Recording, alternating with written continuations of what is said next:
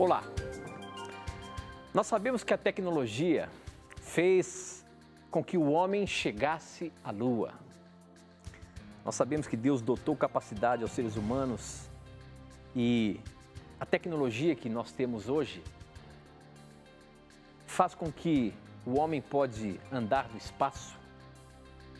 A tecnologia criou foguetes, ônibus espaciais. E Deus deu essa capacidade ao ser humano, essa inteligência ao ser humano de poder fazer muitas coisas. Mas parece que no passado, Deus não foi muito a favor do homem querer chegar muito além. Porque quando a gente vê a história da Torre de Babel, a gente vê que algo aconteceu ali. Aqueles seres humanos, aqueles homens, queriam construir uma torre que chegasse ao céu. Olha só o que diz. Agora vamos construir, isso está em Gênesis no capítulo 11, a partir do verso 4. Agora vamos construir uma cidade que tenha uma torre que chegue até o céu. Assim ficaremos famosos e não seremos espalhados pelo mundo inteiro. Então o Senhor desceu para ver a cidade e a torre que aquela gente estava construindo. E o Senhor disse assim: essa gente é um povo só e todos falam uma só língua. Isso que eles estão fazendo é apenas o começo. Logo serão capazes de fazer o que quiserem. Vamos descer e atrapalhar a língua que eles falam, a fim de que um não entenda o que o outro está dizendo. E nós conhecemos a história de que a Torre de Babel foi destruída. Deus não quis que o homem tivesse o desejo de chegar ao céu. No entanto, hoje, o homem tem esse desejo de explorar muito mais além do nosso planeta Terra. Por quê? Por que lá no passado Deus cortou pela raiz a ideia do homem querer chegar acima? Esta e muitas outras questões você acompanha agora, pois está no ar, Na Mira da Verdade.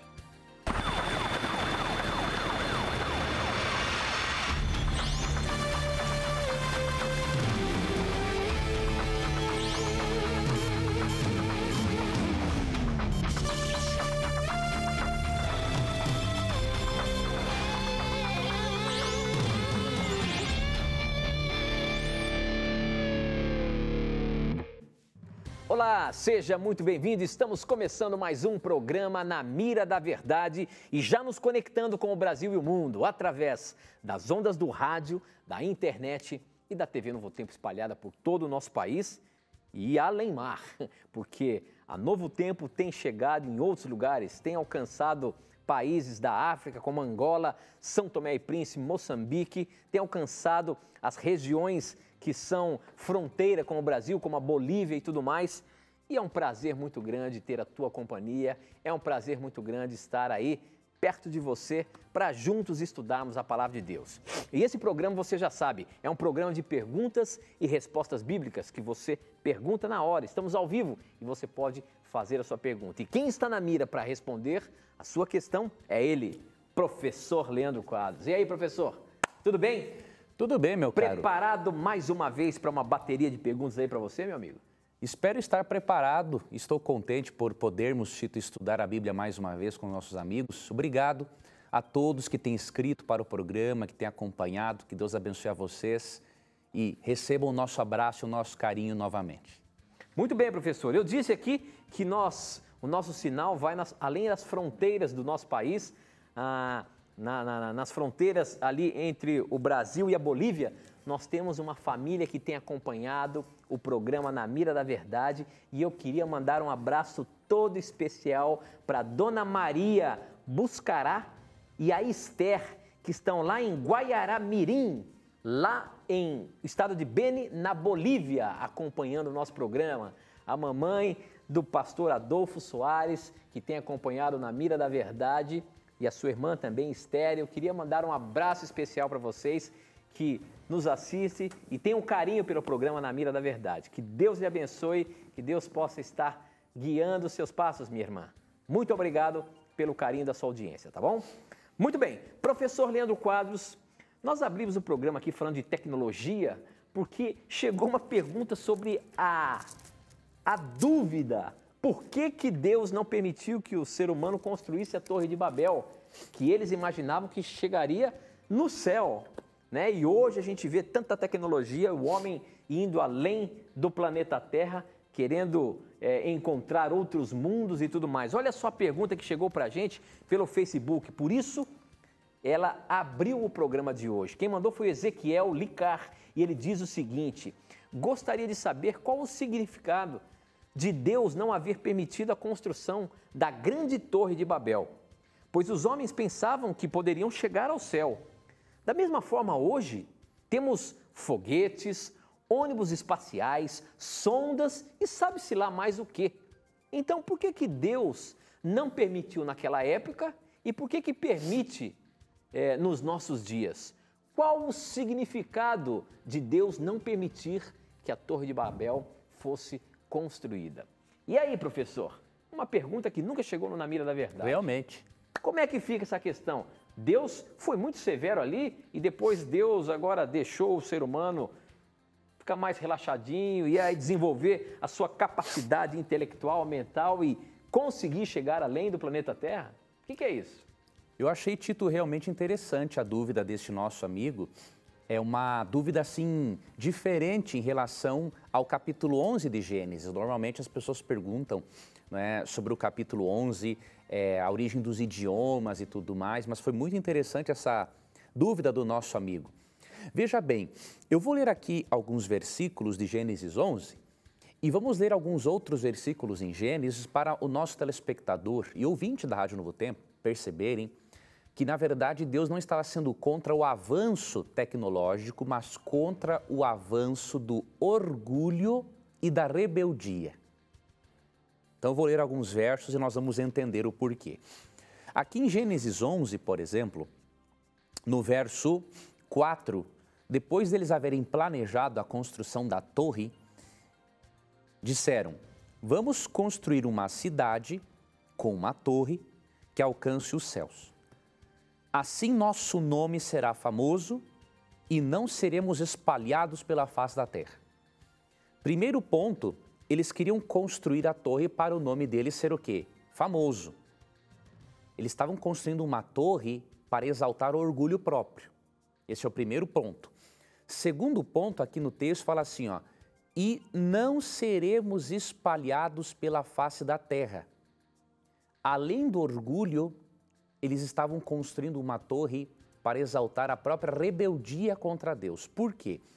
Olha o que Deus já havia dito anteriormente sobre essa questão de concentrar muitas pessoas num lugar só.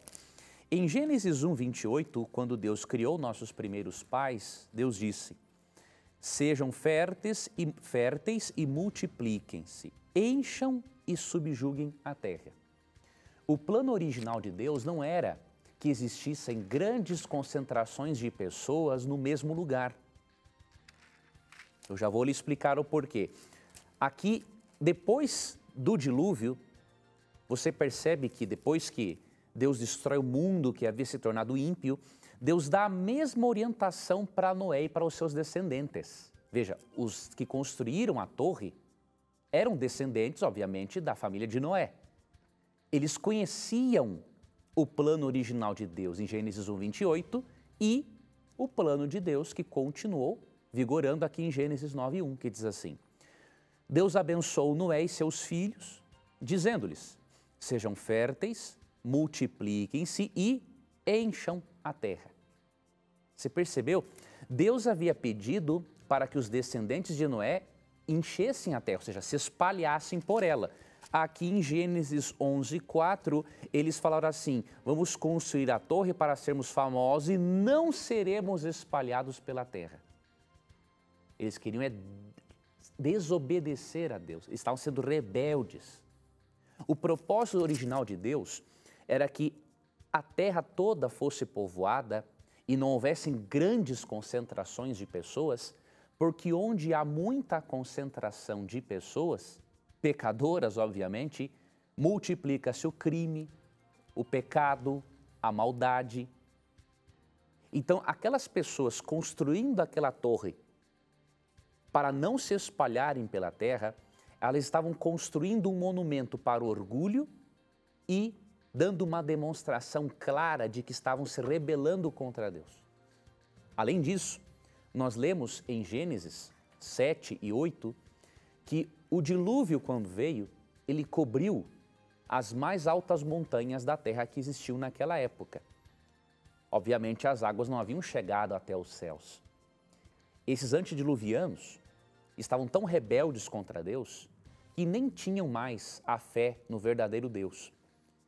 Estavam imaginando que por seus maus caminhos, caminhos tortuosos, talvez pudesse vir um dilúvio novamente, mesmo Deus tendo prometido que não mandaria um dilúvio novamente. E planejaram construir também essa torre para, quem sabe, proteger-se do dilúvio que Deus fosse mandar contra eles. Então veja, Deus não foi contra o avanço da tecnologia. Deus foi contra o avanço do orgulho, da rebeldia, da maldade, do crime, do pecado. Foi por isso que Deus interrompeu a construção da torre. Deus é a favor da tecnologia. Agora, ao mesmo tempo, Deus não quer que as pessoas se concentrem excessivamente, porque Deus deseja que, ao termos um contato maior com a natureza, o número de vícios, de crime diminui, sem falar que a saúde física, mental e espiritual, pelo contato com a natureza, é muito melhor. Para finalizar, eu queria só recomendar para você uma leitura de um capítulo muito interessante. Eu tenho aqui o livro da escritora cristã Ellen White, o livro Patriarcas e Profetas. Aqui tem um capítulo intitulado A Torre de Babel. Aqui tem uns detalhes muito interessantes que ela comenta de acordo com o texto bíblico, não é? Uns detalhes muito interessantes sobre a Torre de Babel. Então você pode ler no capítulo 10 dessa obra aqui, Patriarcas e Profetas. Se você não tiver essa obra, que é uma obra muito interessante para quem gosta de estudar a Bíblia, não é? Você pode adquirir com a editora Casa Publicadora Brasileira pelo endereço que vai aparecer aí na sua tela, tá bom? Muito obrigado pela pergunta, que Deus continue guiando seus passos no estudo das Escrituras. Ok, professor. Estamos apenas começando o nosso programa. Você pode participar mandando as suas dúvidas, os seus questionamentos para a gente. Você tem várias formas de participar do programa. Você pode mandar através do SMS, o número, anota aí, é 12 981 51 0101, eu recebo aqui na hora, ou então através das redes sociais. Pelo Facebook, namiradaverdade.nt, pelo Twitter, @namiradaverdade, e ainda você tem o nosso blog, novotempo.com/namiradaverdade. Se você está sintonizando aí a TV Novo Tempo, se você parou aí para ver que programa é esse que o cara tá num beco, pode ser que um dia você teve uma pergunta ou alguma questão bíblica, religiosa, que você achou que estava num beco sem saída. Pois aqui, esse beco tem saída. Você pode mandar a sua pergunta, que ela vai estar na mira da verdade e vai ser respondida à luz da palavra de Deus. Portanto, não tenha preconceitos, pergunte o que você quiser e vamos aprender mais da palavra de Deus. Essa aqui chegou pelo nosso SMS, professor. Quem mandou foi o Luiz e ele diz o seguinte: gostaria de tirar uma dúvida. Porque em Lucas capítulo 16, verso 16, diz que a lei e os profetas vigoraram até João. E em seguida, no verso 17, diz que é mais fácil passar o céu e a terra do que cair um tio sequer da lei. Por favor, me explique, pois parece haver uma grande contradição. Professor, como é que fica essa questão aí? A lei e os profetas vigoraram até João Batista? E aí, então, a lei deixou de ser válida? E por que na sequência diz que passará o céu e a terra e não vai cair um tio da lei? Realmente, a forma como foi traduzido Lucas 16 apresenta uma grande contradição para o leitor, né? Obviamente, eu sou um fã da tradução Almeida, revista atualizada, corrigida. Obviamente, não uso apenas essas traduções, né? Tenho a NVI, Bíblia de Jerusalém, tradução ecumênica da Bíblia, eu uso várias traduções, né? Mas neste ponto aqui, os tradutores realmente falharam bastante. Por quê? Eles colocaram aqui, a lei e os profetas vigoraram até João, né? E no verso 16 fala, é mais fácil passar o céu e a terra que cair um tio sequer da lei. Ora, para o leitor, isso aqui é uma contradição. Eu prefiro a tradução da Nova Versão Internacional, por quê?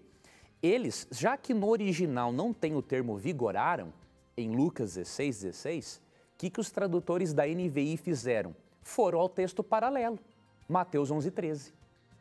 Né? Então, o que diz Mateus 11:13? O termo correto que deveria estar aqui, não vigorar. Às vezes, o tradutor, obviamente, na boa intenção, quer dar um sentido ao texto, mas às vezes escolhe uma palavra que não é feliz. Então, em Mateus 11:13, por exemplo, na própria Almeida, está assim, ó, porque todos os profetas e a lei profetizaram até João. Veja, a coisa muda de figura. A NVI, fazendo uso do texto paralelo, em Lucas 16, escreveu assim, ó, a lei e os profetas profetizaram até João.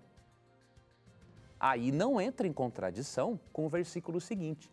O que Lucas quer dizer é que o Antigo Testamento profetizou até João a respeito do Messias. E a partir de João Batista, João Batista, obviamente, juntamente com o Antigo Testamento, mas especialmente João Batista, agora daria um testemunho ainda mais forte a respeito do Messias. Então, ao invés de vigoraram, analisando Mateus 11:13, que é o texto paralelo, o correto é profetizaram. Aí não há contradição alguma com o verso 17. Muito bem, professor, muito bem.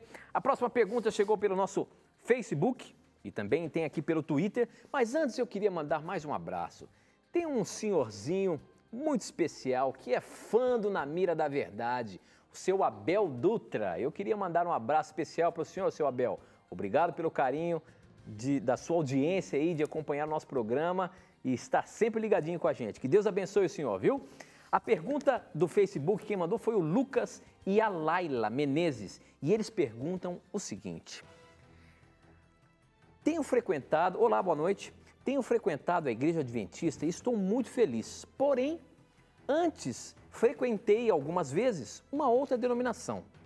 E recentemente o pastor dessa igreja veio nos fazer uma visita, perguntando por que nós não havíamos ido mais aos cultos. E quando dissemos que estávamos frequentando a Igreja Adventista do Sétimo Dia, ele disse não aceitar. Ou disse, eu não aceito isso. Enfim, a minha pergunta é a seguinte. Esse pastor me falou que a Igreja Adventista do Sétimo Dia não é uma igreja, e sim uma seita, onde é pregado o meritismo, uma seita onde é pregado o meritismo. A igreja Adventista realmente é uma seita? E essa mesma igreja veio com a teoria, ou melhor, essa igreja que eu frequentava veio com a teoria da predestinação.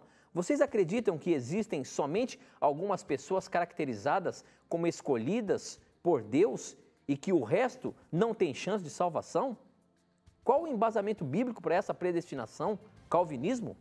Muito bem, professor, a gente vê a sinceridade desses nossos irmãos, o Lucas e a Laila. A questão é a seguinte, professor, é uma velha pergunta. A Igreja Adventista é uma seita, meu amigo? Pois olha, meu irmão Lucas e Laila, obrigado pela pergunta. Existem muitas pessoas, obviamente não é culpa do pastor, né? Mas o detalhe é que existem muitos escritores no Brasil, alguns por ignorância, outros porque são mal intencionados, né? Eles acabam pregando por aí, escrevendo e propagando a ideia de que o adventismo é uma seita herética. Obviamente, para quem conhece realmente o adventismo, isso é um absurdo. Por quê? Eu vou pegar aqui uma citação. Eu tenho aqui algumas citações, obviamente, de pessoas, teólogos que não consideram o adventismo uma seita, mas eu vou pegar uma delas aqui. O que é isso? Você tinha na sua Bíblia isso aí? Isso aqui tinha um folheto. Estava aí na sua Bíblia? Estava aqui na minha Bíblia, olha que interessante. Eu nem lembrava que eu tinha colocado esse folheto aqui, né? Um folheto que eu escrevi, e aí eu tenho aqui no meio da minha Bíblia, olha que coisa interessante, eu tenho algumas citações, Tito, aqui. Ah, então isso é um folheto seu? Esse é um folheto meu mesmo. E aí, Tito, O Dr. J.E. Brown, no seu livro O Império das Seitas, páginas 4 e 5, olha que coisa interessante. Perguntaram para esse teólogo, não adventista, obviamente, por que você não colocou os adventistas entre os grupos heréticos do seu livro? E ele deu uma resposta muito interessante, Tito. Diz assim, ó, em todas as doutrinas cardeais da Bíblia, a concepção milagrosa de Jesus, seu nascimento virginal, a crucifixão, a ressurreição, a ascensão, sua divindade, a expiação, a segunda vinda, a pessoalidade do Espírito Santo e a infalibilidade da Bíblia, os adventistas do sétimo dia permanecem firmes como o aço. Aqui está um camarada sincero. Mesmo que ele não concorde com a observância do sábado, mesmo que ele não creia que Ellen White foi profetisa, mesmo que ele não concorde com a nossa doutrina da mortalidade da alma, mesmo que ele não concorde com a doutrina do santuário e do juízo investigativo, ele percebe que nessas doutrinas cardeais, nessas 10 doutrinas cardeais, o adventismo é firme como o aço, assim como os demais cristãos. Então eu posso lhe garantir, querido irmão, foi realmente uma desinformação que lhe passaram. Não somos uma seita herética, né? E obviamente, eu posso até lhe passar aqui um outro texto bíblico. Certa vez, acusaram o apóstolo Paulo de ser um sectário. E eu vou lhe dar um texto bíblico que você pode usar perfeitamente, que é Atos 24:14, que diz assim: confesso-te, porém, que adoro o Deus dos nossos antepassados como seguidor do caminho a que chamam seita. Creio em tudo que concorda com a lei e no que está escrito nos profetas. Paulo fez uma defesa interessante. Ele diz assim, olha, segundo esse caminho a que chamam seita, é neste caminho que eu sirvo a Deus e ao mesmo tempo creio em tudo que está na lei e nos profetas, ou seja, em tudo que está no Antigo Testamento. Os adventistas do sétimo dia são uma das poucas igrejas que não creem na abolição dos livros do Antigo Testamento. Então nós podemos usar isso como defesa. Se somos sectários por aceitarmos toda a palavra de Deus, então pode nos chamar de sectários à vontade. Agora, por uma questão de coerência, não se deveria chamar o adventismo de sectário, porque em doutrinas cardeais bíblicas nós somos totalmente quase idênticos aos demais irmãos evangélicos, inclusive em algumas doutrinas cristãs, a irmãos católicos também.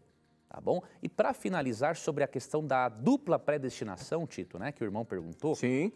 Veja bem, querido irmão, nós não aceitamos essa ideia perigosa de que algumas pessoas são predestinadas para a salvação e outras já predestinadas para a perdição. Nós não aceitamos essa ideia porque nós não vemos nenhum embasamento bíblico para isso.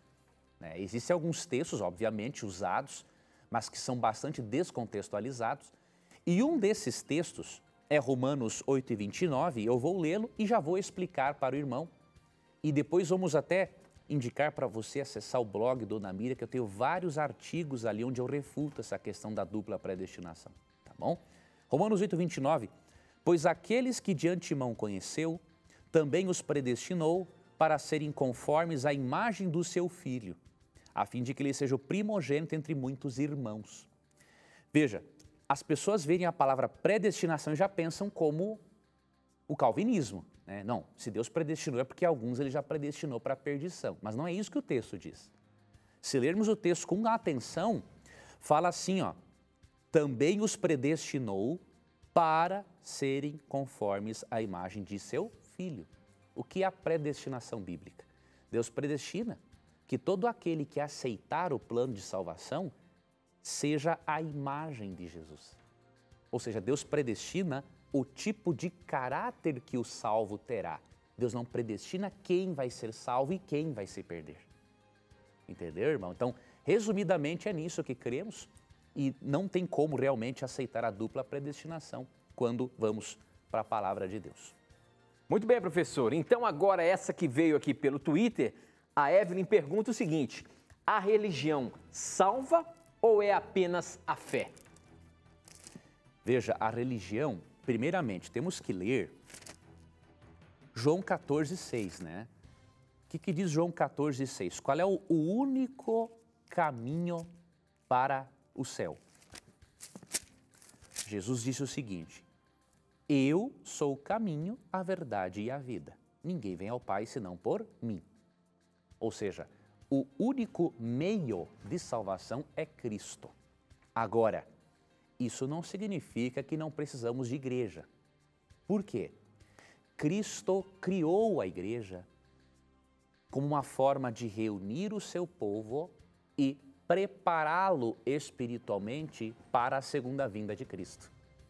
Então, por exemplo, você pode ler 1 Coríntios 12, onde Paulo compara a igreja ao corpo humano, mostrando que, assim como os membros, para estarem funcionando, precisam estar ligados ao corpo e o corpo à cabeça, ou seja, nós, membros, precisamos estar ligados ao corpo espiritual, que é a igreja, para estarmos ligados ao cabeça, que é Cristo. Isso fortalece a nossa fé. Porém, Hebreus 10, 25 é o texto que eu vou ler, que diz assim: não deixemos de reunir-nos como igreja, segundo o costume de alguns, mas procuremos encorajar-nos uns aos outros, ainda mais quando vocês veem que se aproxima o dia, ou seja, o dia da volta de Cristo. Então, mesmo que a salvação seja unicamente por meio da fé em Jesus Cristo, a igreja é o instrumento escolhido por Cristo para fortalecer a nossa fé. Então, com certeza, frequentar a igreja, ter essa comunhão com Deus também na igreja, vai facilitar bastante a nossa caminhada rumo ao céu.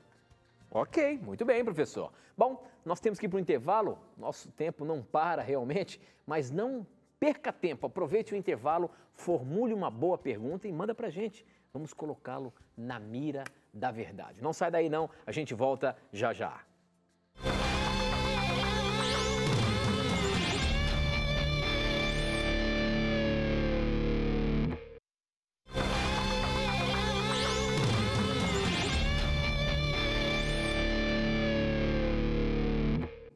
Já estamos de volta, são 9 horas e 33 minutos, estamos ao vivo aqui pela TV Novo Tempo. Este é o programa Na Mira da Verdade. Se você tiver coragem de perguntar, a Bíblia tem a coragem de responder. Participe mandando suas dúvidas. Para você mandar pelo Facebook, o nosso endereço é facebook.com/Na Mira da Verdade. Não, namiradaverdade.nt. Isso. Pelo Twitter, @Na Mira da Verdade. E pelo nosso SMS, o número é 12 98151 0101. Isso já está tão mecânico na minha cabeça que se eu falar fora da ordem aqui é perigoso eu errar, como eu errei. Participe, mande as suas dúvidas para a gente ou então acesse o nosso blog novotempo.com/Na Mira da Verdade.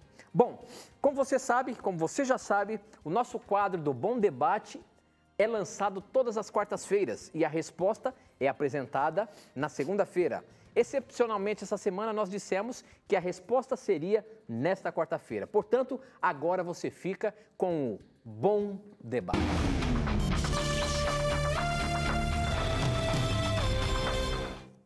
A questão que eu havia lançado no Bom Debate foi a seguinte: se o castigo no lago de fogo será eterno em sua duração, por que Lucas 12, 47 e 48 ensinam que, na verdade, alguns receberão muitos açoites e outros poucos açoites? Ou seja, como harmonizar a doutrina do tormento eterno com a doutrina bíblica da proporcionalidade do castigo?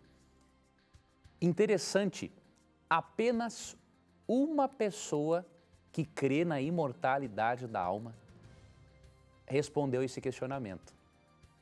Muito curioso isso. Outros que também deram suas respostas acabaram, obviamente, concordando com a nossa teoria, com a teoria bíblica, na verdade, de que se a Bíblia ensina que uns vão receber muitos açoites e outros poucos, isso significa que nem todos, que as pessoas não vão receber a mesma recompensa. Nem todos serão atormentados, obviamente, por um longo tempo, e nem todos também vão ser queimados como palha. Quem deu a resposta, e aí eu vou dar a contra-resposta, foi um educadíssimo pastor presbiteriano, né?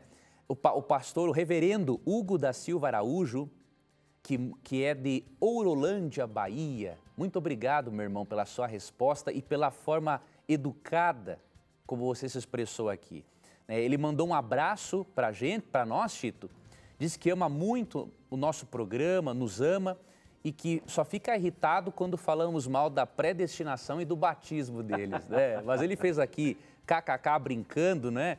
Veja, um irmão que sabe, né, respeitar o outro mesmo que não tenhamos, não concordemos em todos os pontos. Isso aqui, para mim, é um exemplo de cristão. Parabéns, meu irmão. Essa é a razão do bom debate, não é, professor? Exato, meu amigo. É nós discordarmos, Tito, de ideias, crescermos juntos e, ao mesmo tempo, se não viermos a concordar, Tito, brincarmos, respeitarmos um ao outro. Isso aqui que é cristianismo, não é o que muitos sites de apologética aí têm feito, né?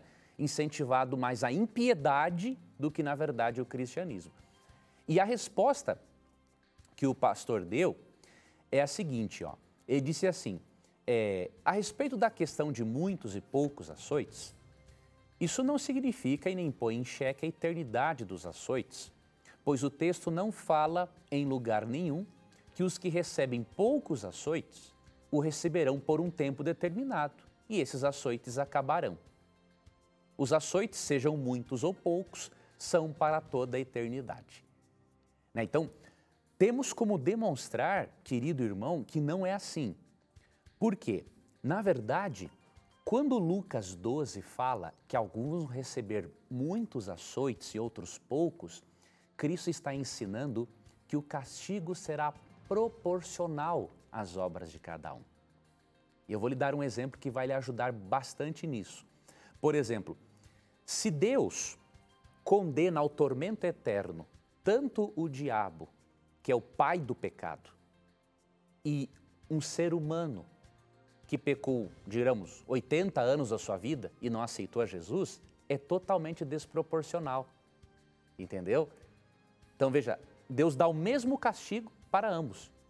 Outra desproporção, por exemplo, é todos os ímpios serem destruídos como palha.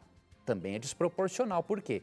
Já pensou Deus dar o mesmo castigo para Adolf Hitler, por exemplo, e para um ladrão que não se arrependeu, mas que não fez nem 0,1% do que Hitler fez? Também é desproporcional. Então, o que Lucas 12 ensina, meu irmão, na verdade, é que o tormento não é eterno, mas que o castigo será proporcional às obras de cada um. Isso sim é justiça do ponto de vista bíblico. Além do mais, considerando que, de acordo com Apocalipse 22, 2, quem comerá da árvore da vida serão os justos, não os ímpios. Os justos comerão da árvore da vida, por isso serão eternos. Os ímpios não comerão da árvore da vida, por isso não serão eternos. Tá? Muito obrigado, mesmo assim, pela sua resposta. E é uma questão que, já que só um imortalista respondeu, outros irmãos imortalistas de outras igrejas são convidados a refletir nisso. Se o castigo é eterno para todo mundo, por que Lucas 12, 47 e 48 ensina, na verdade, a proporcionalidade do castigo? Muito bem, professor. Bom, já que excepcionalmente nós demos a resposta na quarta-feira, hoje é o dia de lançar a nova pergunta. Portanto, professor, eu quero aí, você já tem um novo desafio? Já tenho. E eu quero dizer para o nosso telespectador, você tem 48 horas para formular a sua tese e mandar para a gente. E você já sabe, para você mandar a sua resposta, você manda para o nosso e-mail bomdebate@novotempo.com. Bomdebate tudo junto, @novotempo.com. Qual é, professor? Qual é a próxima pergunta aí? Pois olha, a pergunta e o desafio para esse final de semana, Tito, tem a ver com o dom de línguas e é especialmente para nossos irmãos pentecostais que creem no dom de línguas da forma como é usado. Então preste bem atenção, meu irmão, para nós refletirmos nisso. Veja bem,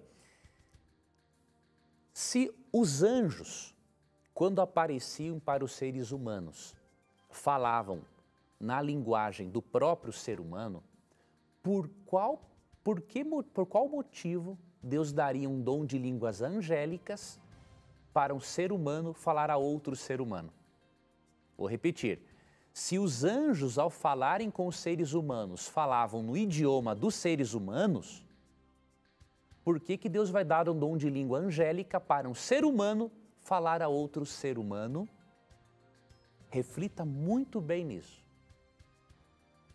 E vamos aguardar a sua resposta no bomdebate@novotempo.com. Vamos disponibilizar também no Facebook, tá bom, professor? Vamos, meu amigo. Vamos lá e quero ver a sua participação aí, mandando a sua resposta. Lembrando que é no nosso e-mail, bomdebate@novotempo.com. Muito bem, a próxima pergunta chegou aqui pelo nosso SMS. Deixa eu ver, quem mandou foi o Werner, de Porto Alegre. Ele pergunta o seguinte: Yoshua é o nome original de Jesus. Nome próprio não se traduz. Não estamos pedindo pelo nome errado? Assim como os demais livros da Bíblia? Professor, a questão do nome de Deus, o nome de Jesus, essa é uma tese, é uma pergunta que também é reincidente aqui no programa Na Mira da Verdade. Eu acho que muitas pessoas têm dúvida com relação ao nome de Jesus, ao nome próprio de Jesus, e se isso tem um peso muito grande, a ponto de acharem que é errado falar Jesus, ou até mesmo Deus, Yoshua, Yahvé. Afinal de contas, professor, qual é o peso nessa questão bíblica sobre o nome de Deus? Tito, realmente, alguns irmãos veem o nome como se no nome hebraico de Jesus, Yoshua, como se neste nome houvesse algo, diríamos assim, de mágico, né? Mas, na verdade, amigo telespectador e ouvinte da Rádio Novo Tempo, não é assim. Muitas pessoas interpretam equivocadamente Atos capítulo 4, verso 12, né?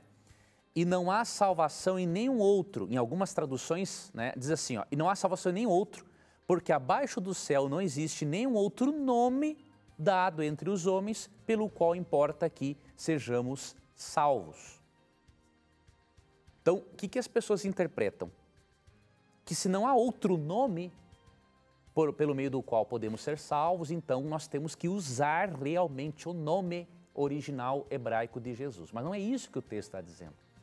Se lermos com atenção, quando a Bíblia fala que não há salvação em outro nome, nome na Bíblia tem a ver com a personalidade, é com o indivíduo como um todo. No próprio verso 12, no início, fala assim, e não há salvação em nenhum outro. Veja, outra pessoa. Então, quando fala na questão de nome, a ênfase bíblica não é no nome propriamente dito escrito ou pronunciado. A ênfase é na pessoa de Jesus. Não há salvação em nenhuma outra pessoa a não ser Jesus. Qual é o texto bíblico, professor? Atos 4, verso 12. Né? Então, nós temos que ler o texto com atenção. Sobre o nome hebraico de Jesus, meu querido irmão, para Deus não importa se você vai dizer Yehoshua no hebraico, Iesos no grego, Jesus em inglês, Jesus no português e de origem latim. Não tem lógica isso, né? Então, você tem que parar para analisar que a Bíblia não se preocupa com a forma como o nome de Jesus vai ser pronunciada, desde que reflita o significado original. E dizer que os apóstolos e autores bíblicos usavam só o nome Yoshua, isso não é verdade, né? Existem cerca de 5.700 cópias do Novo Testamento e você percebe que os copistas, fiéis, obviamente, ao texto bíblico, e muitos eram inclusive judeus, quando copiava o texto para os manuscritos gregos, por exemplo, o Novo Testamento, você vê claramente lá o nome Iesos, que é o nome grego para Jesus, tá bem? Tá bom? Então, tira da mente, meu irmão, essa ideia, não tem nada a ver isso. O que importa para Jesus é que você creia nele, o aceite como Salvador, que ele seja seu Deus, que você o adore. Agora, se você vai pronunciar o nome dele em hebraico, português, inglês, latim, francês, não importa, isso para Deus é o de menos, tá? Muito bem, professor. Próxima pergunta. Essa quem mandou está no nosso blog, mas a Viviane Mena, de Guarulhos, também mandou pelo Facebook, viu, Viviane? Eu vi as suas perguntas e ela está agora na mira da verdade. Ela pergunta o seguinte: Gostaria que vocês me respondessem a minha pergunta. Ela tem 33 anos e ela diz o seguinte: desde os 5 anos vejo espírito e sonho lutando com o diabo. Já vi espíritos chegar perto de mim, me olhar e ir embora, e até mesmo acordar desesperada sentindo as mãos de alguém me enforcando, as mãos do diabo me enforcando. Sou batizado na congregação e nunca entendi se isso é um dom de Deus, de poder ver e sentir as coisas, ou se isso é coisa do diabo mesmo. Deus pode dar a alguém um dom de ver coisas e sentir? Me deem uma luz, por favor. Professor Leandro Quadros, vamos ajudar a nossa irmã aqui. Essa questão de ver espíritos, de sonhar com hostes do mal, isso porventura é algum dom espiritual? É Deus que dá esse dom para a pessoa de poder ver alguma coisa? Isso é um dom? Na verdade, vamos ajudar essa nossa querida irmã. Veja, minha irmã, na lista de dons espirituais, em 1 Coríntios 12, Efésios 4, Romanos 12, não percebemos que isso seja um dom espiritual. Algumas coisas podem estar acontecendo e eu vou lhe dar algumas dicas para você descobrir isso. Primeiramente, não é simples de nós definirmos, eu não posso fazer isso, definir e dizer para você assim, olha, você está com algum transtorno psiquiátrico ou realmente o inimigo está perseguindo você. Eu não tenho como fazer essa avaliação. Primeiro, porque estamos à distância. Segundo, eu não sou um profissional médico, né? Então, o que eu quero lhe dar uma dica? Que você converse com um bom psicólogo cristão ou psiquiatra para fazer essa avaliação. Por que eu digo cristão? Obviamente, existem ótimos psicólogos e psiquiatras que não são cristãos, porém, se o indivíduo é ateu, ele já vai partir diretamente para o pressuposto de que você tem simplesmente um problema de ordem emocional, algum transtorno, um transtorno psíquico e tudo mais. Então, eu creio que existe a possibilidade, óbvio que existe, você pode ter, desde os 5 anos, sofrido algum trauma significativo, né? Ou, inclusive, aí para o lado espiritual, pode ser que alguém na sua família tenha tido um contato muito grande com feitiçaria, então existem essas possibilidades, né? Então o que acontece? Você precisa procurar um bom profissional cristão nessa área, tá? Ou um bom psicólogo, ou um bom psiquiatra, para ele fazer uma avaliação.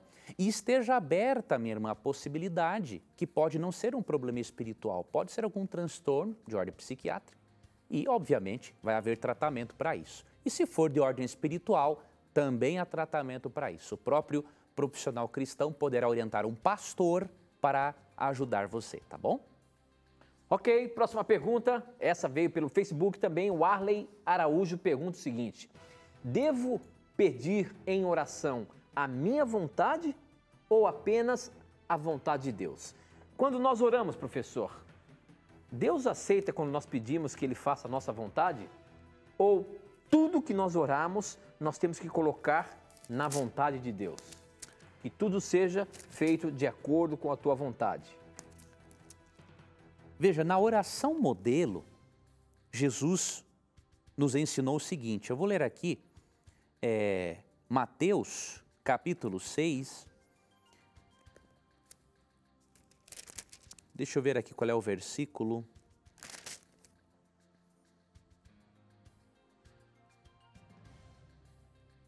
Aqui, ó, verso 10. Venha o teu reino, faça-se a tua vontade, assim na terra como no céu. Então isso aqui é uma demonstração, quando pedimos para Deus fazer a vontade dele, nós estamos demonstrando que nós cremos que a vontade dele vai ser a melhor. É uma demonstração de fé.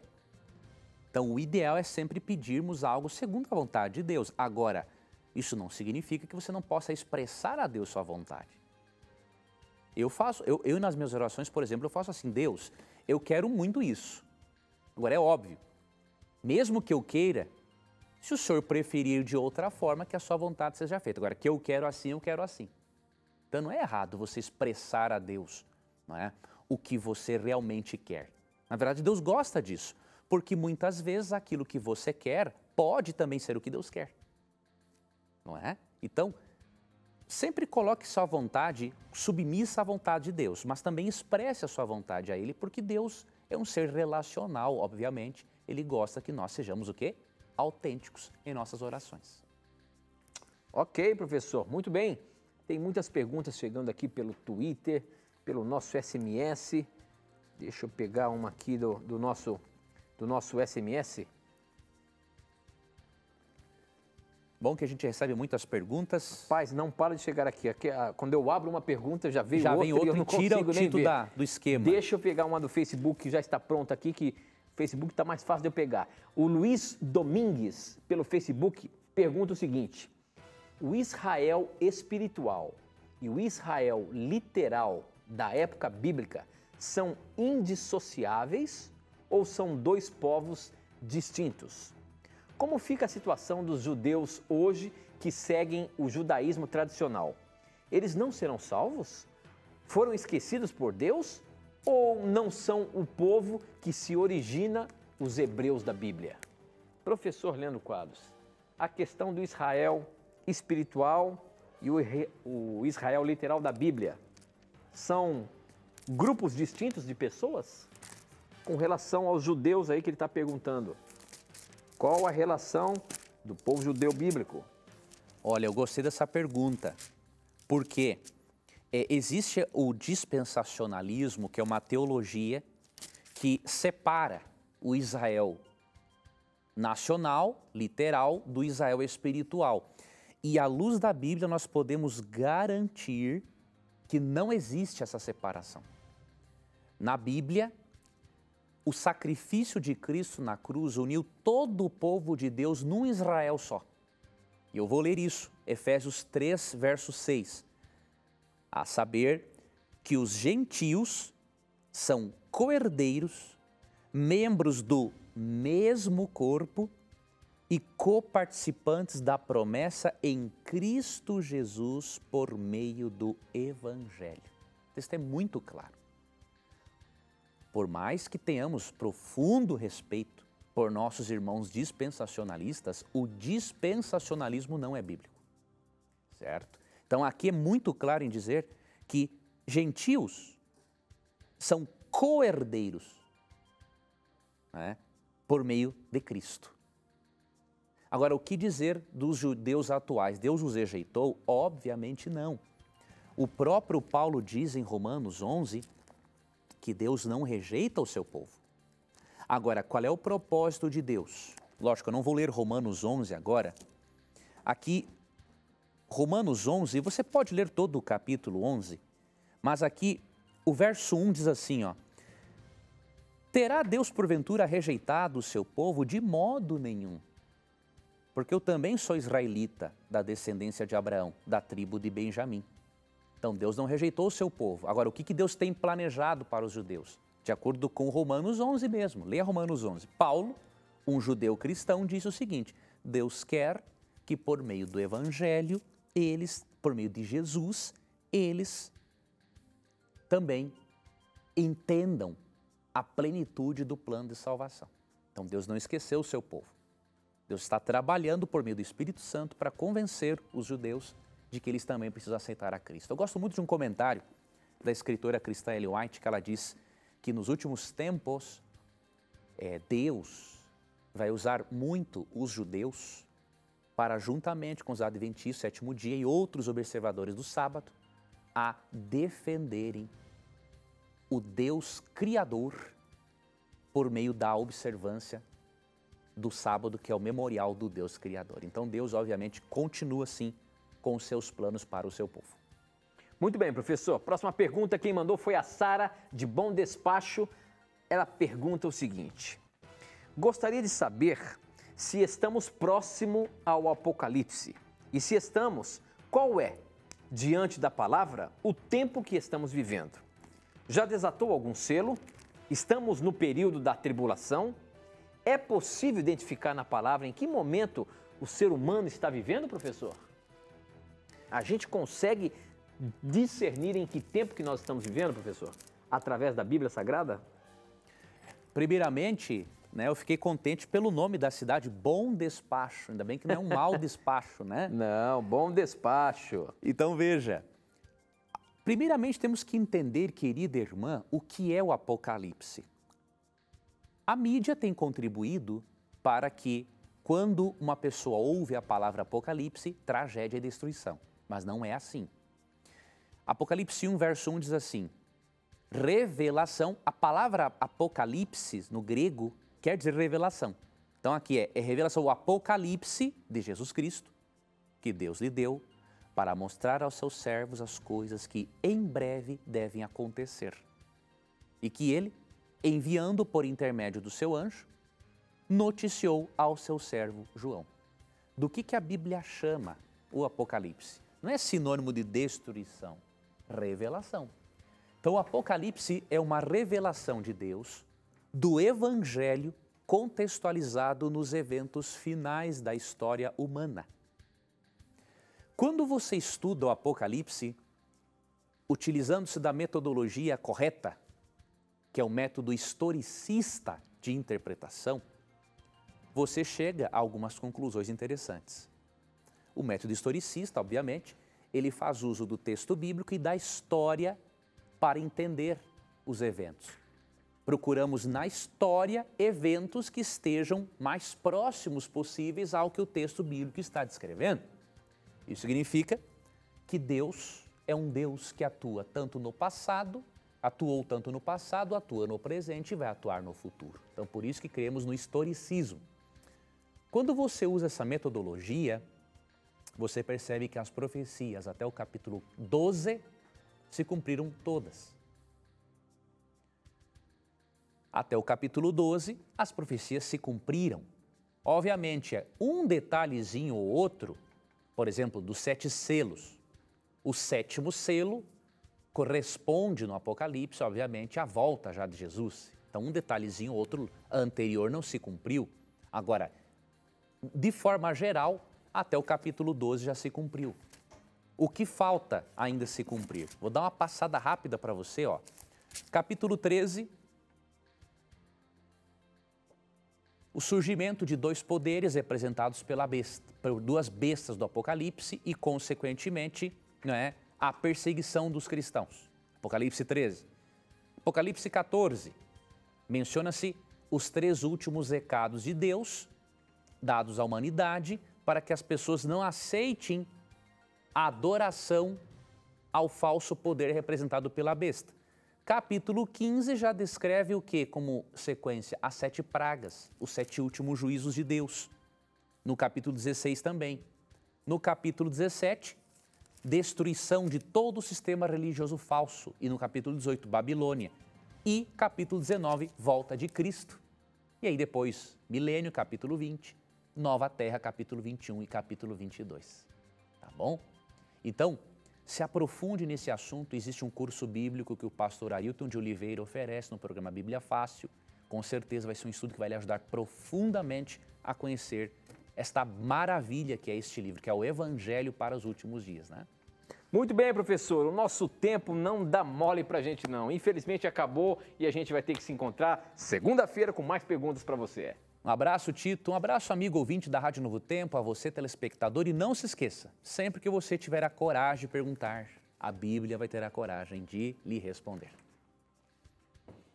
E no Beco, você já sabe, sempre as suas dúvidas vão estar na mira da verdade. Até o nosso próximo encontro. Obrigado. Tchau.